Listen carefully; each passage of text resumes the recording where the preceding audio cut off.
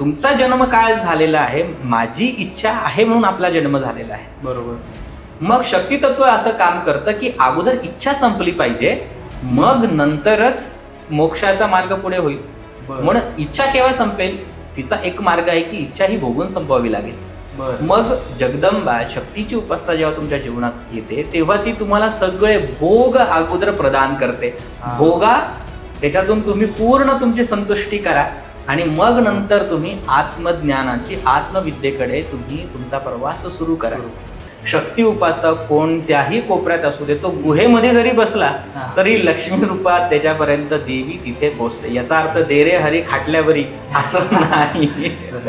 शक्ती उपासक जेव्हाही मी विचार करतो तेव्हा माझ्या डोळ्यासमोर फक्त छत्रपती शिवाजी महाराजांचं उदाहरण येतं. महाराजांनी कर्मही केलं आणि साधनाही केली, म्हणून हे साम्राज्य त्यांनी उभं केलं. तसं शक्ती उपासक हे आपलं एक नवीन साम्राज्य तयार करण्याची शक्ती देवी उपासकामध्ये येते. बरेच लोक जे आहेत ते विष्णू सहस्त्रनामाचा पाठ म्हणा, जप म्हणा हे करतात, पण मग त्यासोबत ललिता सहस्त्रनामाचं पण ते पाठ जप करू शकतात एका वेळी. देवीला विष्णू सहस्त्रनाम अत्यंत प्रिय, नाम पारायण प्रीता.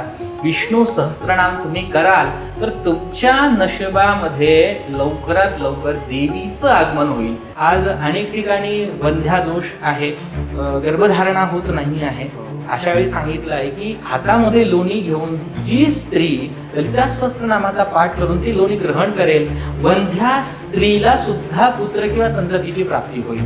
जगदंबेने सांगितले आहे की लोकांपर्यंत जी माझी पूजा विधी आहे, माझे सर्व प्रकार समजला पाहिजे, म्हणून तुम्ही त्याचं वर्णन करा. म्हणून ललिता सहस्त्रनामामध्ये देवीची पूजा पद्धती, देवीचं कार्य काय, हे सर्व काही सांगितलंय. तेच म्हणजे ललिता सहस्त्रनाम.